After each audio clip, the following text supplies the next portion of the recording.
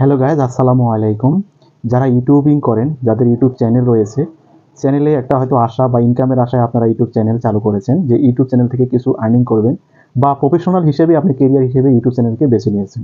ভিডিওটি তাদের জন্য, কারণ আমি আমার বাস্তব অভিজ্ঞতা থেকে আপনাদেরকে শেয়ার করব যে কী কারণে চ্যানেলে রিউজ কন্টেন্ট আসে এবং রিউজ কন্টেন্টের কারণে চ্যানেলে মনিটাইজেশন হয় না এবং মনিটাইজেশন চলেও যায়। যেসব চ্যানেলে মনিটাইজেশন রয়েছে সেসব চ্যানেলের মনিটাইজেশন চলে যেতে পারে রিউজ কন্টেন্টের কারণে। তো রিউজ কন্টেন্ট কি, আমি ভিডিওতে পূর্ণাঙ্গ আলোচনা করব এবং আমার নিজের রিউজ কন্টেন্টের কারণে আমার চ্যানেলের মনিটাইজেশন চলে গেল এবং কী কারণে মনিটাইজেশন চলে গেছিলো এবং মনিটাইজেশন ফেরত আমি কীভাবে পেয়েছি, সব কিছু এই ভিডিওতে আমি তুলে ধরবো। তো ভিডিওটি কন্টিনিউ করুন।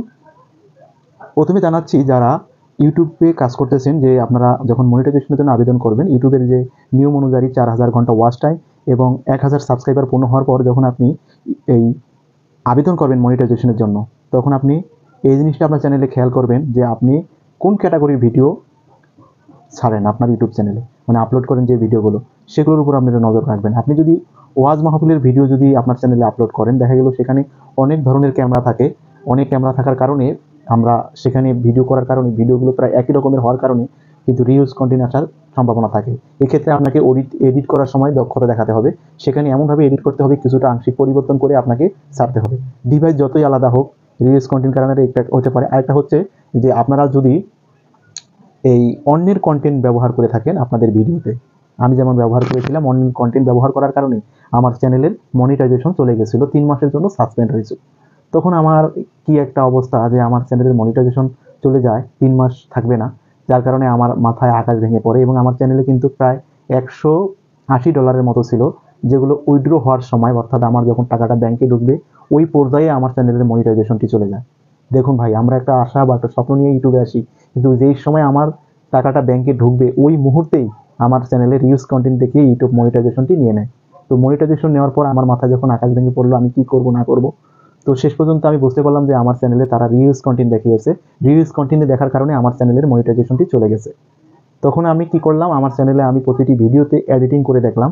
তবে অনেক আমার এক বড় ভাই, উনি সিনিয়র ইউটিউবার, ওনার কাছ থেকে শুনতে পারলাম, উনি আমাকে বললো যে তোমার যে সমস্ত ভিডিওতে অন্যের মিউজিক বা সাউন্ড ক্লিপ যেটাই বলেন না কেন বা অন্যের ভিডিও ফুটেজ আমি ব্যবহার করেছি, সেই সমস্ত ভিডিওগুলো আমাকে ডিলিট করতে হবে।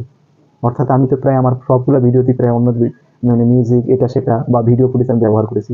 তখন আমি কি করি, এই শেষ পর্যায়ে সমস্ত ভিডিও আমি এডিটিং এবং কি ডিলিট করে দিই। এবং এই ডিলিট করার কারণে আমার যে একটা সমস্যা হয়, সেটা হচ্ছে আমার চ্যানেলে যে $100 $182 বা $80 মতো ছিল, সেইটা কিন্তু চলে যায়।